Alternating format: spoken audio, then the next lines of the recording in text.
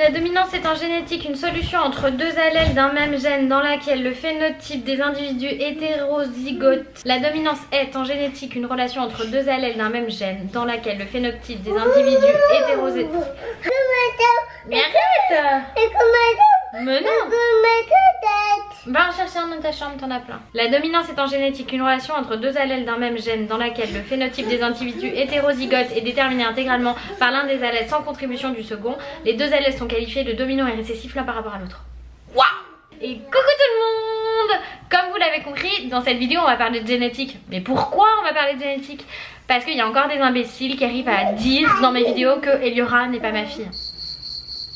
Ou en tout cas pas celle de Loïs. Bref, Eliora est blonde aux yeux bleus, Loïs et moi sommes bruns aux yeux marrons.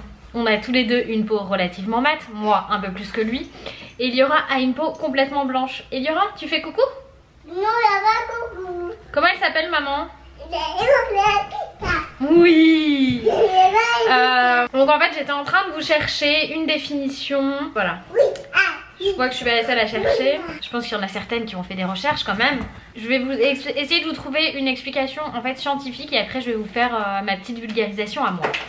La couleur de la peau et des cheveux ainsi que la détermination des couleurs des yeux nous est transmise par nos parents. Comme vous le savez probablement, le père et la mère lèguent à leur enfant des caractères héréditaires qui sont issus de leur gène.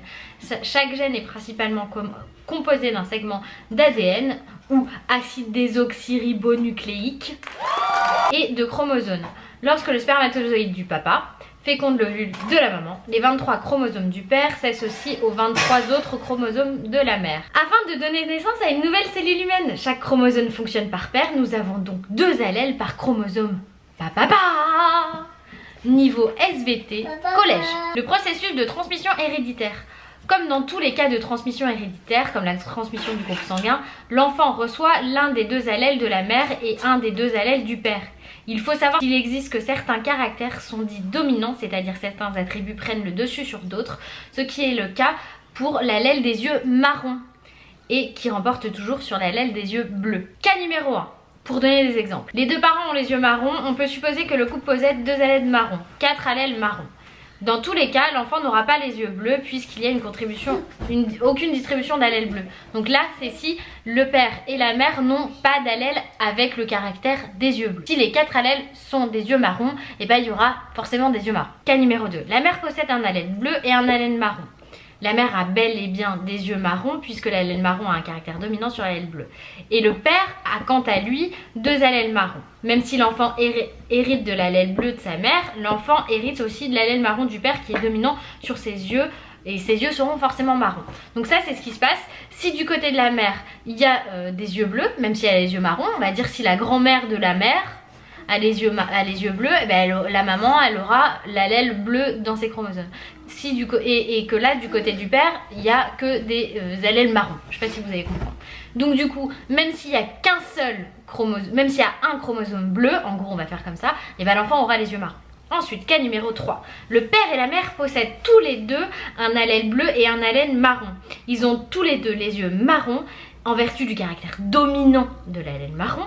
Cependant, avec un peu de poussière magique, l'enfant peut très bien avoir hérité des 2 allèles bleus de ses parents et ainsi avoir les yeux bleus. Pas de présence d'allèle marron. Et c'est exactement ce qui s'est passé pour Eliora. C'est-à-dire que Loïs, il avait un chromosome bleu qui vient de sa mère, qui est blonde aux yeux bleus.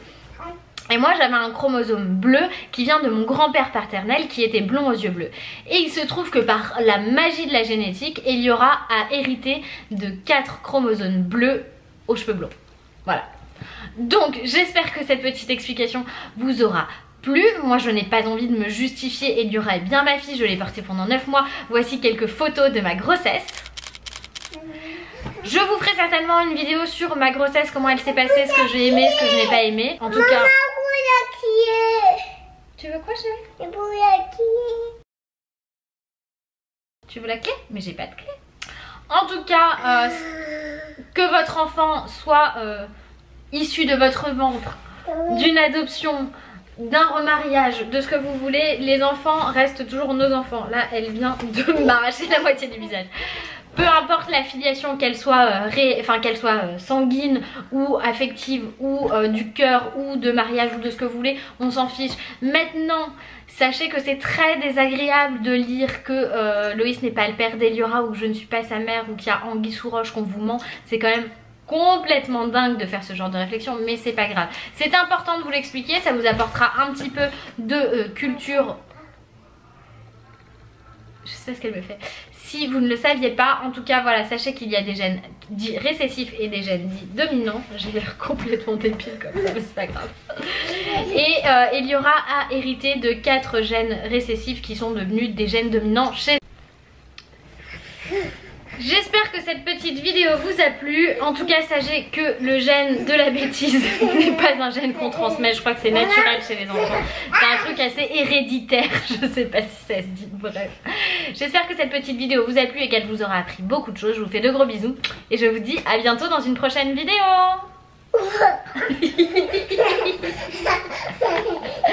Tu dis au revoir?